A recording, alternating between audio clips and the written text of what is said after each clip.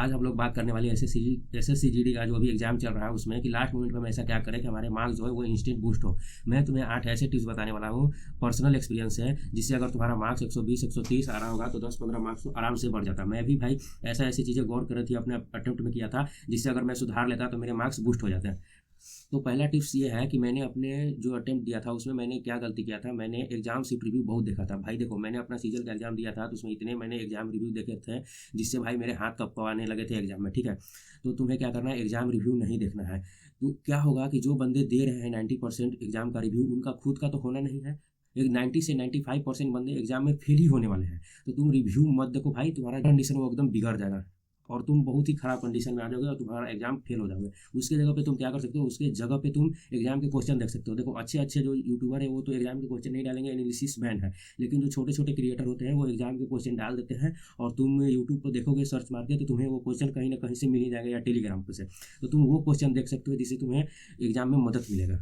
अब आते हैं सेकंड टिप्स पे। तो देखो भाई, सेकंड टिप क्या है कि तुम मेडिटेशन करो। हाँ दोस्त, मेरे भी एग्जाम में एग्जाम रिव्यू देख देख कर और बहुत सारे प्रेशर इतना आ जाता है भाई माइंड पे कि हम लोग क्या कुछ भी कर नहीं पाते और एकदम एग्जॉस्ट हो जाते हैं। तो उस टाइम पे तुम्हें क्या करना चाहिए, तुम्हें मेडिटेशन करना चाहिए। देखो भाई, अगर तुम मेडिटेशन करोगे तो तुम्हारा दिमाग एकदम काम रहेगा, एकदम शांत रहेगा और तुम काफ़ी एनर्जेटिक महसूस करोगे और तुम अच्छे से एग्जाम देकर आओगे। जब तक दिमाग ही शांत नहीं रहेगा भाई तो तुम कैसे पेपर को अच्छे से करोगे। तो सबसे पहले तुम मेडिटेशन करो। अगर तुम्हारा एग्जाम एंट्री होने वाला है उससे पहले तुम मेडिटेशन करो, या तुम अभी भी वीडियो देख रहे हो तो इसके बाद तुम मेडिटेशन करना। देखो, इससे तुम्हें बहुत ही फायदा मिलेगा। भले ही तुम्हें लग रहा होगा नर्गल बातें, बट तुम करोगे तो तुमसे इससे पक्का इंस्टेंट भाई तुमको फायदा मिलेगा ही मिलेगा।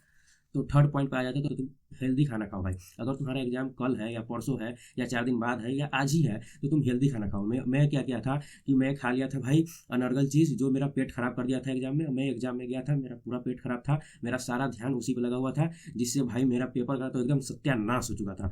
तो भाई हेल्दी खाना खाओ। एग्जाम में कोई भी चीज़, कोई भी ट्रॉमा, कोई भी पहले से प्रेशर ऐसा लेकर मत जाओ कि भाई मेरा ये है, हेल्थ खराब है, ये हो गया, तो इससे तुम्हारा पेपर बिगड़ जाए। और ये चीज़ बहुत इंपॉर्टेंट है, एक चीज़ तुम्हारे लाइफ में, तो तुम अभी हर एक कदम सोच समझ कर उठाना, ठीक है।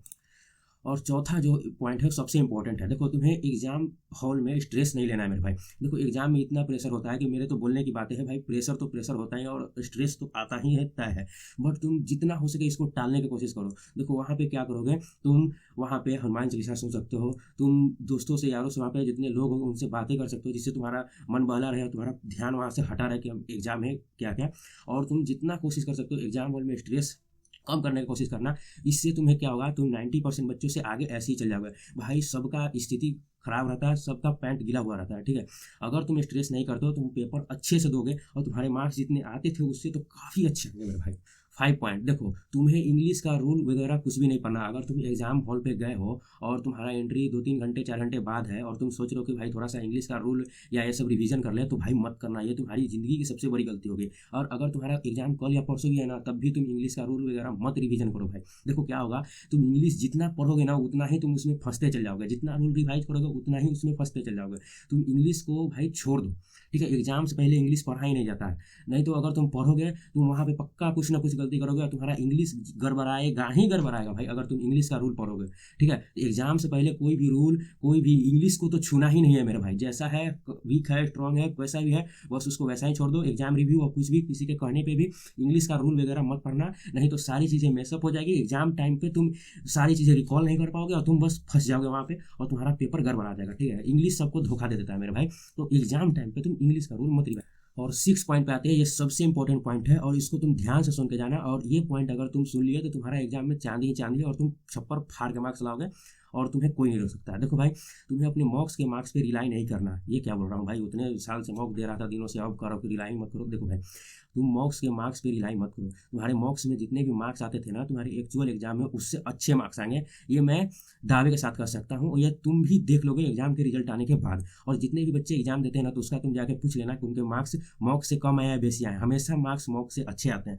तुम ये मत मान के चल जाना कि मेरे तो भाई 130 आते हैं, कट ऑफ 140 जाता है, मैं तो फेल हो जाऊंगा, मैं तो फेल हूँ। नहीं भाई, अगर तुम्हारे 10 मॉक या कितने भी मॉक्स, अगर एक भी मॉक्स में 140-50 नहीं गया है ना, फिर भी तुम उसको पार कर सकते हो, तुम भाई कट ऑफ पार कर सकते हो। तुम्हारे मॉक्स के मार्क्स डिपेंड नहीं करता, वहाँ पे पेपर ईजी आएगा हार्ड आएगा कोई नहीं कर सकता है। हो सकता है तुम जिस पॉइंट में जिस टॉपिक में तुम स्ट्रांग हो उसी से क्वेश्चन आ जाए, जिसमें वीक हो उससे पूछे ही ना और तुम काफ़ी अच्छा कर दो, ठीक है। तो तुम मॉक पे मार्क्स पर मत रिलाई करना, वहाँ पे जो होगा जैसा होगा सब देखा जाएगा। और पहले से ही एक दिमाग में बैरियर लेके मत जाना कि भाई मेरे तो इतने आते हैं मैं तो कर ही नहीं पाऊंगा, और फिर सारा पेपर सत्यानाश कर दोगे।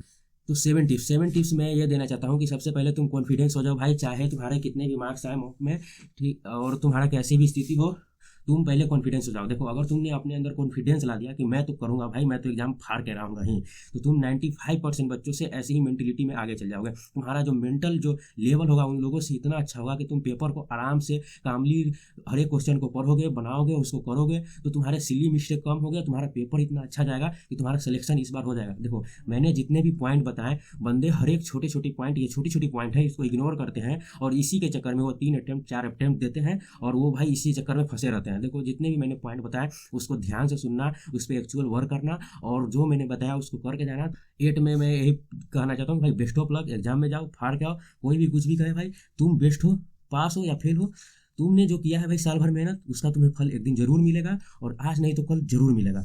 तो वीडियो को लाइक कर देना, सब्सक्राइब कर देना। और हाँ भाई, मैं डेली टारगेट वाला वीडियो लाने वाला था, बट यहाँ पे जीडी का एग्जाम था तो मैंने सोचा कि ये इसको बनाना ज़्यादा इंपॉर्टेंट है, तो इसलिए आज मैंने जीडी का वीडियो ला दिया। डेली टारगेट वाला वीडियो चाहिए तो कल से मिलेगा।